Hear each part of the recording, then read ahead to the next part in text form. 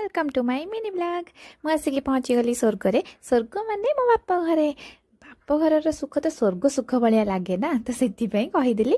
ତ ଟିକେ ଜଲ୍ଦି ମୁଁ ଏଥର ବାପ ଘରକୁ ପଳେଇ ଆସିଲି, କାହିଁକିନା ଗୋଟେ ଖାସ୍ କାରଣ ପାଇଁ ମୁଁ ଆସିଛି। ତ ସେ ଖାସ୍ କାରଣଟି ମୁଁ ନିଶ୍ଚୟ ଆପଣମାନଙ୍କୁ ସେୟାର କରିବି। ୟା ପରେ ଯେଉଁ ବ୍ଲଗ୍ କରିବି ତ ନିହାତି କହିବି। ତ ଗୋଟେ ଖୁସି ଖବର ବି ଆମର ଅଛି। ତ ଛାଡ଼ନ୍ତୁ, ଏଠି ମୋ ହିଟଲର ଭାଇ ଭାଉଜ ମୋତେ ଅନେଇକି ଏଠି କେମିତି ହେଉଥିଲେ ତ ଦେଖିଲେ।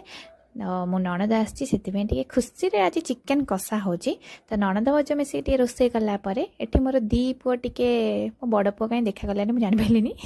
ତ ଦି ପୁଅ ଟିକେ ଖେଳ ଖେଳୁଥିଲେ। ତାପରେ ଆମେ ସବୁ ମିଶିକି ଲଞ୍ଚ ହେଲା ପରେ ଟିକେ ଗପର ପସରା ମେଲିଥିଲା ଆମର, ଏତେ ଦିନ ପରେ ଯେହେତୁ ଦେଖା ହେଇଛି। ତ ନଣଦ ଭାଉଜ ଟିକେ ଆମ୍ବ ଖିଆ ହେଲୁ, କାହିଁକିନା ଆମ ବାଡ଼ିରେ ବହୁତ ସାରା ଆମ୍ବ ହେଇଛି। ଖାଇ ଖାଇ ବିରକ୍ତିଆ ହେଇଗଲେଣି ସମସ୍ତେ, ସେଇଥିପାଇଁ ମୋତେ ଖୁଆଇ ଦେଉଛନ୍ତି।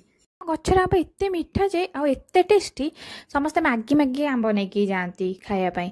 ତ ଆମ୍ବ କଥା ଛାଡ଼ନ୍ତୁ, ମୋ ବଡ଼ ପୁଅ ଉଠିଗଲାଣି। ବଡ଼ ପୁଅ ଉଠିକି ଯେତେବେଳେ ମୋତେ ଦେଖିଥିଲା ତ ବହୁତ ସାରା ଗେଲ, ଆମେ ମା ପୁଅ ହେଲୁ।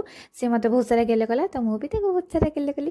ତ ଦେଖନ୍ତୁ ସେ କେମିତି ଫ୍ଲାଇଂ କିସ୍, ତ ଏମିତି ତାର ଦେଖନ୍ତୁ ଘୁଷୁରୀ ଭଳିଆ ମୁହଁ କରିଦେଉଛି। ତ ତାକୁ ଗେଲ କରିସାରି ମୁଁ ଟିକେ ବାହାରେ ବୁଲୁଥିଲି, ଏଠି ବହୁତ ସାରା ଚଢ଼େଇ ବୁଲୁଥିଲି। ତ ତାକୁ ଦେଖିକି ମନ ଖୁସି ହେଇଗଲା। ଏଠି ମୋ ପୁଅ ଗଲା ଟ୍ୟୁସନ୍, ତ ସେଥିପାଇଁ ଟିକେ ତା ଦେଇକି ଟିକେ ଗେଲ କରିଦେଇ ଗଲା ଆଉ। ତ ମା ପୁଅ ଟିକେ ଗେଲ ହେଲା ପରେ ମୋ ବୋଉ ତା ଡ୍ୟୁଟିରେ ଜମା ବି ଖିଲାପ କରେନି। ତ ତା ବଡ଼ ନାତିକୁ ନେଇକି ଚାଲିଲା ଟ୍ୟୁସନ୍ ଛାଡ଼ିବା ପାଇଁ। ତ ଏଇଟା ତାର ଡେଲି ଡ୍ୟୁଟି। ସେ ତାକୁ ନେଇକି ଟ୍ୟୁସନ୍ ଛାଡ଼େ।